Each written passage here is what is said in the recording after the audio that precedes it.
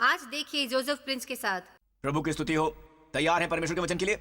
तो हमारे पास अन्न है, अन्न पर आशीष है, हमारे पास अंगूरों पर आशीष है जो है दाखमधु, और फिर हमारे पास है तेल पर आशीष। और बाइबल कहती है कि न केवल इन कटनी की फसलों पर आशीष होगी, क्योंकि हर बार जब भी कटनी आती है, ठीक है, ये हैं वो फसलें, इजराइल की वो प्रमुख खाने की फसलें, उनकी प्रमुख फसलें जो हमेशा होती हैं, अनाज, दाखमधु और तेल। अन्न उत्पादन रोटी बनाने के लिए, आमीन, जिसे लोग खा सकें, और फिर दाखमधु जश्न के लिए, उनका पेय पदार्थ है, उनके धार्मिक उत्सवों के लिए भी, आमीन, दाखमधु इस्तेमाल होता है। और फिर हमारे पास है तेल। तेल है मनोरा को रोशन करने के लिए, उनके घरों को रोशन करने के लिए। उन दिनों उनके पास बिजली नहीं थी, वो तेल का इस्तेमाल करते थे। और तेल अभिषेक के लिए भी है, राजा के अभिषेक के लिए, भविष्यवक्ता के द्वारा। मैं कहूंगा कि चरवाहा लड़का दाऊद को राजा और याजक बनाने के लिए। तो हमारे पास है अनाज, दाखमधु और तेल। तो बेशक हम जानते हैं कि बाइबल में परमेश्वर इसे आशीष देने की बात करते हैं, उसे वहां तक बढ़ाने की जब तक कि उसका खलिहान गेहूं से भर ना जाए। और दाखमधु का मटका उमड़ रहा है नए दाखमधु से। यही धारणा है कि आत्मिक आशीषों से उमड़ने की, ठीक है, आत्मिक आशीषों से, आमीन। मुझे अच्छी आमीन मिल सकती है। तो ये अनाज क्या है? यह है रोटी। आप परमेश्वर के वचन के बारे में बात कर सकते हैं। हम यीशु के टूटे शरीर के बारे में बात करते हैं जिसे हम ग्रहण करते हैं। और फिर दाखमधु, ये किसकी बात करता है? कुछ मामलों में दाखमधु पवित्र आत्मा हो सकता है, ठीक है, और आनंद भी हो सकता है। बहुत बारी आनंद होता है, आमीन। दाखमधु आनंद है। फिर हमारे पास तेल है, जिसके बारे में बाइबल कहती है ज्योति के लिए तेल, ज्योति जो निकल कर आती है पवित्र आत्मा से। तेल प्रतीक है पवित्र आत्मा की। और तेल जब लगाया जाता है या जब इससे अभिषेक किया जाता है, ये जीवन के पवित्र आत्मा का सामर्थ्य होता है, आमीन। आप ये नहीं कह सकते हैं कि पवित्र आत्मा लगाया गया और उसका सामर्थ्य, उसका अभिषेक, उसका करिश्मा, ऑलराइट, वहां ये शब्द अभिषेक है जो एक क्रियावाचक संज्ञा है, आमीन। बाइबल कहती है अभिषेक आप में रहता है, जो अंग्रेजी की ग्रामर में है जेरेंड। जेरेंड एक क्रिया है जो संज्ञा की तरह इस्तेमाल की जाती है। अभिषेक, ठीक है, अभिषेक एक संज्ञा है, पर आप में अभिषेक आपको सिखाता है, वो क्रिया की तरह कार्य करता है। जब भी आपको अभिषेक कर रहा हो, आप जानते हैं क्या करना है, इसकी मौजूदगी में या इसकी गैर हाजिरी में। ये शब्दों से परे है। मुझे अच्छी आमीन मिल सकती है। हमारे भीतर अभिषेक है जो हमें सिखाता है, ये मत कहो, ऐसा मत करो, ओके, ये करो, वो करो। हम पवित्र आत्मा के अभिषेक पर चलते हैं। और सब लोगों ने कहा आमीन। तो बाइबल कहती है 1 यूहन्ना अध्याय 2 में यहां लिखा है कि आप में एक प्रेरणा है, वचन 20, और तुम्हारा तो उस पवित्र से अभिषेक हुआ है। मुझे पसंद है। और तुम सब कुछ जानते हो। और ये सब कुछ जानना एक शब्द है ओइडा। ओइडा का मतलब है कि आप इसे जानते हैं इससे पहले कि आपका मन इसे समझे। आप जानते हैं अनुभूति, इसे पूर्वाभास भी कहते हैं, आमीन। पूर्वाभास आपको अंदर ही अंदर पता होता है। दरअसल आप इसे जानते हैं इससे पहले कि आपका दिमाग इसे समझ सके, इससे पहले कि आपका दिमाग उसकी कल्पना कर सके, उसका अंदाजा लगा सके, उसका कारण जान सके। अंदर ही अंदर आप इस बात को जानते हैं, आमीन। इसी तरह पवित्र आत्मा काम करता है। और यही वो तेल है जो आज आपके साथ साझा करना चाहूंगा। आज आप सबके सामने, जहां भी आप इसे देख रहे हैं, आमीन। ये तेल यहां कहलाता है अभिषेक। और ये अभिषेक हमें सभी बातें सिखाएगा। बहुत बार आप जानते हैं कि ये एक उपदेश है। आप में से बहुत अनुग्रह को समझते हैं, मेरी वजह से नहीं। मैं इसे ऐसे बताता हूं, एक बेहतर तरीके से मैं इसे समझाता हूं। आप अपने दिमाग से इसे समझ सकते हैं क्योंकि पास्टर प्रिंस ने इसे सिखाया है। पर बहुत बार उससे पहले कि आपने मुझे सुना है इसे स्पष्ट करते हुए, पर दरअसल आप इसे जानते थे। और जब आप एक गलत शिक्षा सुनते हैं, अंदर से पवित्र आत्मा उस शांति की गैर हाजिरी प्रदान करता है। और आप जानते हैं कि इस उपदेश में कुछ तो है जो गड़बड़ है।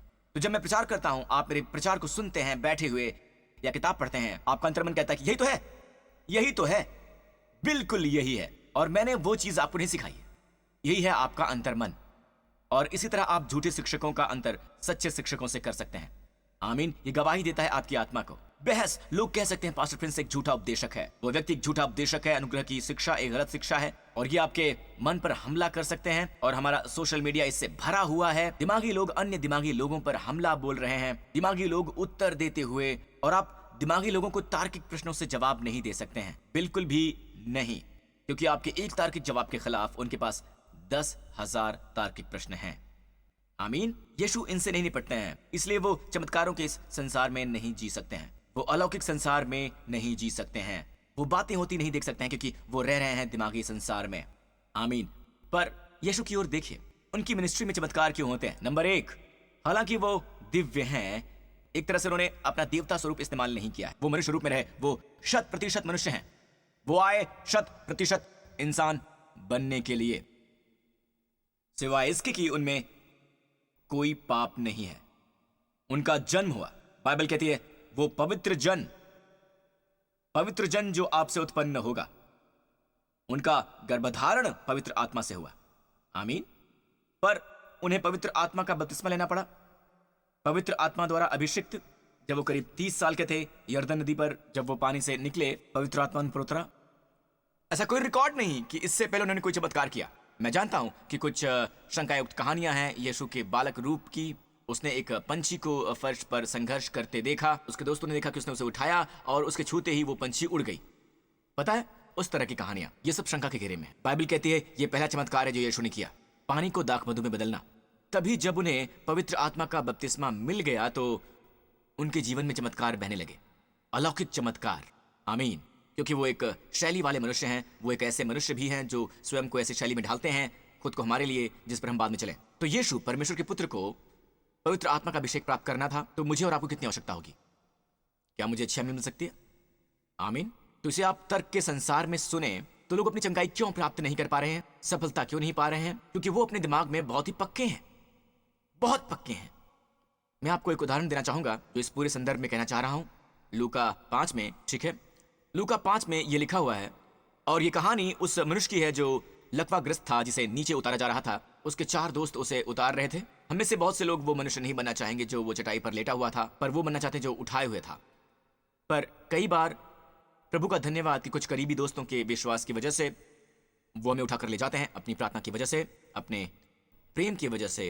वो नीचे उतारते हैं जहां यीशु सभा कर रहे थे, जगह खचाखच भरी हुई थी, जगह ठसाठस भरी हुई थी। क्यों? क्योंकि अभी उन्होंने एक कोढ़ी को शुद्ध किया था। तो कानून के सभी विद्वान, सभी फरीसी लोग यरूशलेम से यहां आ गए थे, और आप इसे कफरनहूम में देख सकते हैं, जो असल में पतरस का घर है। पतरस का घर, छत तोड़ दी गई, और ऐसा काम वही कर सकता है जो अपने दोस्त से अत्यधिक प्रेम कर सकता है और इतना उतावला हो कि अपने मित्र को यीशु के पास लेकर आए। तो उन्होंने उस आदमी को नीचे उतारा। यीशु उपदेश दे रहे थे तो सभी फरीसी देख रहे थे, और यीशु ने उस मनुष्य को देखा जब उसे नीचे उतारा जा रहा था। बाइबल कहती है जब यीशु ने उसे देखा, उन्होंने उन्हें देखा, उनकी वजह नहीं देखी, ठीक है, सिर्फ उनका विश्वास देखा, और उस बीमार व्यक्ति से कहा कि हे मनुष्य, तेरे पाप क्षमा हो चुके हैं। जाहिर है कि वो काफी बीमार वगैरह था, और हर बीमारी पाप के द्वारा उत्पन्न नहीं होती है। पर बहुत से लोग, और फिर से बाय द वे, पता है, सख्ती से कहा जाए तो सारी बीमारी पाप के द्वारा ही है, यानी आदम के पाप के द्वारा। अगर आदम ने कोई पाप ना किया होता तो कोई बीमारी नहीं होती। पर मैं जो कहना चाहता हूं वो ये है कि इसका मतलब ये नहीं कि यदि कोई बीमार है तो उसने पाप किया है। मैं वही कह रहा हूं कि किसी के बारे में भी ऐसा मत कहिए। जब यीशु ने अपने चेलों से कहा, जब उन्हें एक व्यक्ति मिला जो जन्म से अंधा था, क्या इसने पाप किया है? उन्होंने पूछा, क्या उसके माता पिता ने पाप किया है? यीशु ने कहा, बिल्कुल नहीं, ये अंधा हुआ था कि परमेश्वर के कार्य प्रकट हों। प्रश्न हमेशा यही है कि कभी हमेशा इस मूर्खतापूर्ण तर्क में ना पड़े। समस्या मौजूद है ताकि मैं इसका सामना कर सकूं। कोई समस्या है, उसका सामना करो। आमीन। तो यीशु ने उस मनुष्य से कहा, तेरे पाप क्षमा हुए। जाहिर है वो ऐसी स्थिति में था जहां वो किसी बात के बारे में दोषी महसूस कर रहा था, दंडाज्ञा की भावना, और वो भावना हमेशा हमें मार डालती है, जिसने उस व्यक्ति को उसकी पीठ पर लेटा दिया उसकी बीमारी के कारण। और अक्सर डॉक्टर भी हमें ये कहते हैं, जब आप खुद को क्षमा नहीं करते हैं और आप खुद से नफरत करने लगते हैं, और बहुत से लोग जानते भी नहीं कि वो खुद से नफरत कर रहे हैं, अत्याचार कर रहे हैं, आपका शरीर अपने शरीर के विरुद्ध लड़ने लगता है। इसे कहते हैं साइकोसोमैटिक। इसका मतलब है आपके मन में दोष भावना है और आपका सोमा यानी आपका शरीर लड़ने लगता है। उन्हें साइकोसोमैटिक बीमारी हो जाती है, रोग हो जाता है, जिसका मतलब है कि आपका अपना ही शरीर अपने शरीर के विरुद्ध लड़ने लगता है। आपके अंदर ही अंदर एक युद्ध चल रहा होता है, ठीक है, और एक हृदय जो दोषी महसूस करता है, और आप सजा चाहते हैं। आप कहेंगे पास्टर प्रिंस मैं सजा नहीं चाहता हूं, पर आप कहते हैं कि पास्टर प्रिंस मैं सजा बिल्कुल नहीं चाहता। नहीं, जब आप दोषी महसूस करते हैं, आप चाहते हैं आपको सजा मिले, और तभी मैं इस दोष भावना से मुक्त हो सकता हूं। पर सुसमाचार यह है कि यीशु की ओर देखें, और वो है आपकी सजा। आपको अपनी अंतरात्मा को क्रूस की ओर देखना होगा और ये कहना होगा कि हाँ, मैंने गलती की है और वो है मेरी सजा। अगर आपने कुछ ऐसा किया है जिसके लिए आप क्रोधित हैं और आप खुद को लताड़ रहे हैं वगैरह वगैरह, तो बंद कीजिए। आपको लगता है खुद को काट डालो, बंद करो। आपको लगता है खुद को मार डालो, बंद करो। क्योंकि किसी ने आपकी दंडाज्ञा ले ली है। उसकी ओर देखें और हृदय में राहत महसूस करें। आपकी अंतरात्मा साफ हो गई है। आमीन। सच्ची विनम्रता यह नहीं है कि खुद को दंड दो, वो है अभिमान। आप खुद को ठीक ठाक सजा दे ही नहीं सकते, किसी भी हद तक नहीं। पूरे आदर से कहूंगा कि आप खुद को अच्छी तरह सजा नहीं दे सकते। तो सच्ची विनम्रता यही है कि क्रूस पर यीशु ने जो दंड पाया है उसे दंड स्वरूप स्वीकार करें और कहिए, हे प्रभु धन्यवाद, ये सच्ची सजा है। वो अपनी सजा को इस तरह स्वीकार करना है कि यीशु की सजा आपकी सजा थी। आमीन। और यही वजह बनेगा आपका प्रभु यीशु से प्रेम करने का। और मैं आपको बता दूं, आप उसे अपने सच्चे दोस्त के रूप में पाएंगे। ठीक है, न केवल अपना प्रभु, अपना परमेश्वर, पर आपका सच्चा दोस्त, सच्चा दोस्त। तो चलिए वापस आते हैं। यह मनुष्य बीमार था। यीशु कहते हैं, तेरे पाप क्षमा हुए इसे चंगा करने से पहले। तब शास्त्री और फरीसी विवाद करने लग गए। यह शब्द है डियालोगिज़ोमाई वचन से, जहां से आपका इंग्लिश शब्द आता है लॉजिक, लोगिज़ोमाई। वो लोगिज़ोमाई कर रहे थे, तर्क कर रहे थे। उन्होंने यीशु को यह कहते सुना और फरीसी विवाद करने लगे कि यह कौन है जो परमेश्वर की निंदा करता है?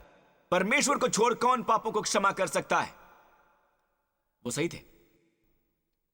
खुद से पूछिए, कौन पाप को क्षमा कर सकता है? केवल परमेश्वर ही कर सकते हैं। तब यीशु ने उनके मन की बातें जानकर, यह शब्द मन की बातें जानना अंदर का विभाग है, यह आपके आत्मा का विभाग है। यहां ही पवित्र आत्मा रहता है। लोग तर्क करते हैं, आप उनके मन की बातें जान लेते हैं। जब तर्क का नियम चल रहा है, रुकिए और खुद से पूछिए, हे परमेश्वर, आप इन सब के बारे में क्या कह रहे हैं? मुझे बताइए, समझिए। कई बार बहुत सी बहस होती है और यह बस एक स्मोक स्क्रीन होता है। कोई कोशिश कर रहा है किसी चीज से बाहर निकलने के लिए। इससे पहले भी मुझे ऐसा लगा है। जानते हैं, मेरे पास कुछ ऐसी बातें हैं जो कहती हैं कि प्रभु कह रहे हैं कि ये वो बात नहीं है जिसके बारे में वो बहस कर रहे हैं। कुछ और गहरा है, कुछ जो इसका कारण बन रहा है। आपका पति वापस आता है और वो आपसे लड़ाई करता है और आप कहते हैं कि वो मुझ में गलतियां ढूंढने की कोशिश कर रहा है, मेरी माँ को बीच में ला रहा है और वो मेरी कुकिंग के बारे में गलतियां बता रहा है। आपका दिमाग तर्क कर रहा है, सोच रहा है। पति कुछ कहे से पहले आपका दिमाग तर्क कर रहा है, कुछ भी सोच रहा है। और इससे पहले वो आपसे कुछ भी कहे, आप पहले ही क्रोधित हो चुके हैं। आप उसके कहने से पहले ही आप बहुत ही क्रोधित हैं और फिर वो कुछ कहता है और बैंग, सब कुछ शुरू हो जाता है। और अगर आप कुछ समय के लिए सुने और प्रभु कहते हैं, आज काम पर सचमुच कुछ बुरा घटित हुआ है, वो डरा हुआ है, वो डर रहा है कि शायद अगला वो ही हो या ऐसा ही कुछ। बस महसूस कर लें। आप शायद पूरी बात ना समझें, आपको महसूस होता है कि कुछ हुआ है, क्या काम पर कुछ हुआ है। एक नरम सा जवाब इस क्रोध को हटा देता है। यह आसान नहीं है क्योंकि आपका पूरा दिमाग चल रहा है। आप बहुत ही तार्किक व्यक्ति हैं, आप सोच समझकर फैसला करते हैं। आप उन सब कमेंट की ओर देखें जो कुछ भी हो रहा है। आपको मिला A और B1। निश्चय ही इस पर अपना वक्त जाया ना करें। आपका वक्त बहुत ही कीमती है। इन लोगों की लोगिज़ोमाई की ओर ना देखें। लोगिज़ोमाई। खुद के अंदर ही पूछें, मुझे ये पसंद नहीं है, मुझे वो पसंद नहीं, मुझे ये पसंद नहीं, मुझे वो पसंद नहीं है। आपके दिमाग में बहुत कुछ चल रहा है। लोगिज़ोमाई कभी शांति नहीं लाता है। कभी मत कहे कि पता है दोस्तों, चलो गेट टुगेदर कर लेते हैं और सेलिब्रेट करते हैं। गाइस, गेट टुगेदर करते हैं। नहीं, ये हमेशा झगड़े पर ही आता है। ये बन जाता है गाली गलौज, अश्लीलता आ जाती है। तो यीशु ने जान लिया, उन्होंने जान लिया अपने ही मन में। वो तर्क कर रहे थे, खुलेआम नहीं, वो अपना दिमाग इस्तेमाल कर रहे थे। और उन्होंने उनसे कहा कि तुम अपने मनों में क्या विवाद कर रहे हो? ठीक है, तुम अपने मनों में क्या विवाद कर रहे हो? ठीक है, बताइए सहज क्या है? ये कहना कि तेरे पाप क्षमा हुए, या फिर ये कि उठ और फिर चल? और तुम जानो कि मनुष्य के पुत्र को पृथ्वी पर पाप क्षमा करने का भी अधिकार है। मैं तुझसे कहता हूं कि तू उठ और अपनी खाट उठाकर अपने घर चला जा। और वो बंदा चला गया भाई। अगला वचन, वो तुरंत उनके सामने उठा और जिस पर वो पड़ा था उसे उठाकर परमेश्वर की बड़ाई करता हुआ अपने घर चला गया। तब सब चकित हुए और परमेश्वर की बड़ाई करने लगे और बहुत डर कर कहने लगे, आज हमने अनोखी बातें देखी हैं। मैं आपको बता दूं दोस्तों, अगर आप तार्किक हैं, तर्क से कोई परिणाम नहीं निकलता है, कोई अलौकिक शक्ति नहीं निकलती है, बिल्कुल भी नहीं। पर जब आप आत्मिक संसार में होते हैं तो आप बोलते हैं तो सामर्थ्य निकलती है। ज्यादातर बहसें तर्क से शुरू होती हैं। तो आप क्या कह रहे हैं? नहीं नहीं नहीं नहीं नहीं, रुको रुको रुको रुको। अभी अभी तुमने ये कहा, और मैंने अभी अभी ये कहा, और उसके बाद आपने ये कहा, और असल में वो व्यक्ति भूल चुका है। अंदर ही अंदर आप महसूस करते हैं कि असल में हम किस बारे में बहस कर रहे हैं, और आप ये नहीं चाहते हैं। आप तार्किक संसार में रहते हैं ना, और ये बेहतर है। पर जब आप आत्मा की ओर मुड़ते हैं, आत्मा कहती है ठीक है, जाने दो, आज के 10 साल बाद आप ये सब भूल जाएंगे, ये महत्वपूर्ण नहीं है। आपके जीवन काल में ये बस छोटा सा, बेहद ही छोटा सा हिस्सा होगा, बहुत ही छोटा सा, जो भुला दिया जाएगा। कुछ बातें अपने बच्चों को ट्रेन करने के लिए, उन्हें सुधारने के लिए, उन्हें डांटने का कोई फर्क नहीं पड़ता। कुछ घटनाओं में, चाहे आप ये करें या ना करें, प्रभु इसकी परवाह भी नहीं करते हैं। आमीन। प्रभु कुछ नहीं करते हैं, ठीक है, कुछ भी नहीं। और प्रभु कहते हैं कि नहीं नहीं, उसे जाने मत दो, और फिर आप उसे जाने देते हैं, आपको शांति नहीं मिलती। क्यों? क्योंकि आप अभिषेक पर नहीं चलते। आपको सुधारना चाहिए। जब आपको सुधारने की आवश्यकता है, फिर आपको शांति महसूस होगी। पर कई बार आप गलत समय पर सुधारते हैं, जब वहां पर शांति नहीं होती और आपको कोई शांति नहीं मिलती है। आपको सुधारने पर दोषी महसूस होता है। ऑलराइट? अनुग्रह के लोगों की सुनने की आवश्यकता है। अनुग्रह के लोग बस लाड प्यार देते हैं, उनका बच्चा कुछ गलत नहीं कर सकता।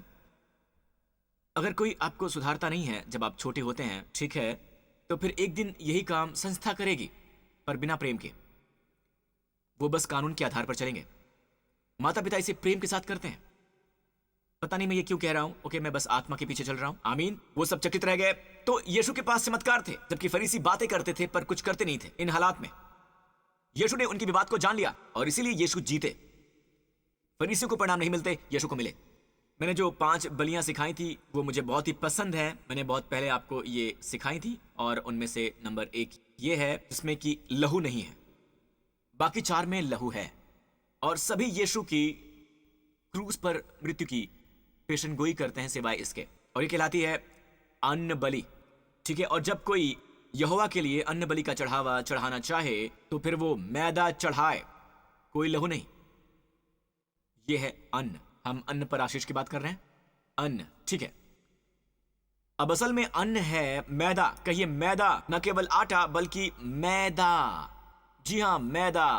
जब आप मैदे को छूते हैं वो इतना मुलायम होता है कि आप इसे महसूस भी नहीं कर पाते। दबाकर देखें तो कुछ भी खुरदुरा नहीं होता है, उसमें जरा भी खुरदुरापन बिल्कुल नहीं होता है। अन्न का कुछ भी खुरदुरापन नहीं होता है, एक अन्न भी नहीं जो खुरदुरा हो। ये इतना मुलायम होता है, आप इसे छूते हैं और ये मुलायम मैदा होता है। आप इसे छानते हैं, आप इसे छानते हैं, आप इसे छानते हैं, और ये बहुत ही मुलायम होता है, क्योंकि ये यीशु मसीह का चित्र है। जब वो वेदी पर मेमने को चढ़ाते हैं, ठीक है, जो आप नहीं देखते वो यही है, ठीक है, वो माज़ा ब्रेड जैसा ही कुछ है, और ये बनती है किससे? मैदे से, ठीक है। और उसके घटक ये हैं। तो वो मैदा चढ़ाए, उस पर तेल डाल कर रखें। आहा, ये यीशु हैं। यीशु के व्यक्तित्व का जिक्र यहां पर है। वो महीन मैदा है। अब महीन मैदा, उस पर तेल का अभिषेक, यह है यीशु। यह इतना सुंदर संतुलन है कि हमारे हृदय संतुलित हो जाते हैं, जैसे इस शानदार यीशु में। यीशु में विश्राम। उसे खाओ, क्योंकि मैदा हमारे खाने के लिए ब्रेड बनता है। इस तरह हम उसे खाते हैं। तो जब मैं सुसमाचारों पर जाता हूं, मुझे वहां महीन मैदा मिलता है। सब कुछ लिखने के बाद खड़ा होता है महीन मैदे के रूप में। ये गुण हैं उनमें, वो सो सकते हैं, और ये काफी मानवीय तस्वीर लगती है। थकना, सोना, बहुत ही इंसानी। दूसरे पल वो तूफान है, खड़े होते हैं, शांति, संपूर्ण शांत। और ये इतना शानदार संगम है नैतिक गुणों का, ठीक है, नैतिक गुणों का, जो हमारी आत्मा को प्रसन्न करता है, अंदर से प्रसन्न। आमीन। अगर आप पतरस की ओर देखें, एक पल वो कहता है कि प्रभु आप मसीह हैं, जीवित परमेश्वर के पुत्र, शरीर के लहू तुम पर प्रकट नहीं होंगे। उसी शास्त्रांश में कुछ देर के बाद वो कहता है, यीशु ने कहा मैं क्रूस पर जाने वाला हूं, राइट। वो कहता है अपने साथ ये मत होने दो। यीशु मुड़ते हैं और कहते हैं कि दूर हट जा शैतान। तो एक क्षण ऐसा है जैसा हम सब होते हैं, राइट। हम सब के सब, राइट। हम कह सकते हैं कि ओ भाई, बस एक पल। कोई भी यीशु जैसा नहीं है, वो पूरी तरह सुंदर है। क्या आप सब सीख रहे हैं दोस्तों? और फिर बाद में वो कहते हैं, मैं इसे समाप्त कर रहा हूं, अगर तुम एक बलि लेकर आओ, अब तुम मैदा लो, इसे भट्टी में पकाओ, राइट। आप उसे तंदूर के अवन में पकाइए। उन दिनों वो तंदूर इस्तेमाल करते थे। सचमुच वहां यही आइडिया, भारतीय तंदूर इस्तेमाल करते हैं और ये सब मिडिल ईस्ट से आया हुआ है और भारत में वो पहले से ही कर रहे हैं, तो वो जलता है। ठीक है, अब जब तू अन्न बलि के लिए तंदूर में पकाया हुआ चढ़ावा चढ़ाए, वो तेल से चुपड़ी हुई अखमीरी चपातियों का हो, बैंग, कितना सुंदर क्रम है। इस क्रम में ये कितना सुंदर होता है जब आप इसे देखते हैं। वो पैदा ही हुए थे तेल से सने हुए, तेल है पवित्र आत्मा। पैदा हुए थे तो वो गर्भ में पवित्र आत्मा द्वारा गए। स्वर्गदूत जिब्राइल ने मरियम से कहा, परम प्रधान की सामर्थ्य तुझ पर छाया करेगी और पवित्र आत्मा, आमीन, वो पवित्र आत्मा द्वारा गर्भ में गए, यानी कि उनकी इंसानी आत्मा और परमेश्वर के पुत्र आपस में मिल गए। और ये तब होता है जब हम नए सिरे से जन्म लेते हैं। और अभी तक ये अभिषेक नहीं है, पवित्र आत्मा का अभिषेक नहीं है, ये मिश्रण है। पुराना किंग जेम्स कहता है ये तिल से सना हुआ है, आत्मा और पवित्र आत्मा पूरा गडमड हो गया है। यही हमारे साथ हुआ जब हमने नए सिरे से जन्म लिया और फिर 30 वर्ष की आयु में तेल द्वारा अभिषेक्त यर्दन नदी पर। क्या आप यीशु को देख सकते हैं? व्यवस्था के अधीन, व्यवस्था में, व्यवस्था की पुस्तक, वो पुस्तक जिसके अधिकतर पन्ने अभी भी मसीही बाइबल में जुड़े हुए हैं। आप यहां यीशु को देख सकते हैं।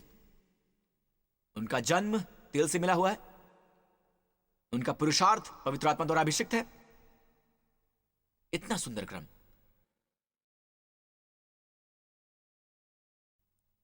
कई बार जब मैं अपनी कम्युनियन देता हूं, मैं रुकता हूं और इसके बारे में सोचता हूं।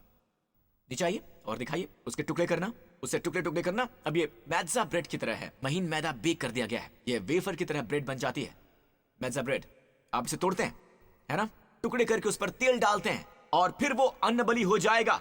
आप इसे टुकड़ों में तोड़ते हैं, इसका मतलब क्या है? टुकड़ों में तोड़ना, ठीक है, और उस पर तेल डालना। हर बार जब मैं बाइबल पढ़ता हूं, हर बार जब मैं यीशु को देखता हूं, वो जो कुछ भी कहते हैं, वो जो कुछ भी करते हैं, मैं उस पर तेल डालता हूं। दूसरे शब्दों में, मैं उन्हें ये करता हुआ देख रहा हूं पवित्र आत्मा के अभिषेक के द्वारा। कैसे परमेश्वर ने यीशु नासरी को पवित्र आत्मा के सामर्थ्य से अभिषेक किया, जो भलाई करते फिरे, उन सबको चंगाई दी जो शैतान के सताए हुए थे, क्योंकि परमेश्वर उनके साथ थे। प्रभु की स्तुति हो। यह हुआ क्योंकि ये शानदार यीशु आए और क्रूज पर अपनी जान दी, आमीन। और उस क्रूज पर जो सब दुख भोग उन्होंने भोगे हैं, वो इसलिए कि वो आपसे प्रेम करते थे। और दोस्तों, तीसरे दिन परमेश्वर ने उन्हें मुर्दों में से जला दिया। वही शरीर जिसने आपके पाप ढो रखे थे, और ना सिर्फ पाप बल्कि आपकी बीमारियां भी और आपके अभिशाप भी, सबकी कीमत चुकाई और कहा कि पूरा हुआ। यह सचमुच पूरा हो चुका था, क्योंकि तीसरे दिन जब प्रभु ने उन्हें मुर्दों में से जिलाया तो कोई पाप नहीं बचा था, कोई बीमारी नहीं बची थी, कोई नामो निशान तक नहीं था, अंश नहीं था अभिशाप का। हम उसके साथ जी उठे थे। यह सचमुच अब आपकी स्थिति है। आप मसीह के साथ जी उठे हैं, आमीन। अभी भी हमारे पास शरीर है, वहां ही पाप है, पर हम अपने शरीर में नहीं हैं, हम आत्मा में हैं, हम मसीह में हैं, ठीक है। तो हर दिन उसे पहचानिए, आमीन। और यीशु की ओर देखिए। अगर आप में गुस्से की समस्या है, यीशु की ओर देखिए और देखिए कितने सुंदर हैं वो, आमीन। अपने गुस्से से निपटने की कोशिश मत कीजिए, ये बस शारीरिक होगा। यीशु की ओर देखिए और परिवर्तित हो जाइए महिमा दर महिमा। चलिए अपने हाथ उठाइए इस पूरे स्थान पर। परमेश्वर आशीष दें आपको और आपके परिवार को। परमेश्वर आपको सलामत रखें, आपको सुरक्षा दे। रुकिए 1 मिनट, उनके लिए प्रार्थना करेंगे जिन्होंने यीशु को अब तक नहीं पाया है। इस समय ये प्रार्थना कीजिए। आप में से कई यीशु पर अपना भरोसा डालना चाहते हैं। इस समय आप जहां कहीं भी इसे देख रहे हैं, कोई भी समय या स्थान हो, आप प्रार्थना करें और सोचें क्या हुआ उस कुएं पर स्त्री के साथ, वही आपके साथ होगा। क्या हुआ जो मैंने कहा, मिश्रित आत्मा तेल के साथ मिश्रित, इसी समय आपके साथ होगा। जब आप मसीह में अपना भरोसा डालेंगे, आप नए सिरे से जन्म लेंगे। कहिए, हे स्वर्गीय पिता, मैं मानता हूं यीशु मसीह परमेश्वर का पुत्र है, जो मेरे पापों के लिए मरा और मुर्दों में से जी उठा उनके बिना। यीशु मसीह मेरा प्रभु है और उद्धार करता है। धन्यवाद पिता मुझसे प्रेम करने के लिए, यीशु के नाम पर, आमीन। प्रभु की स्तुति हो। परमेश्वर आपको आशीष दे। मेरी आवाज के नीचे जहां कहीं भी आप इसे सुन रहे हैं, आशीषें प्रकट होंगी जैसे ही आप विश्वास करेंगे और ग्रहण करेंगे।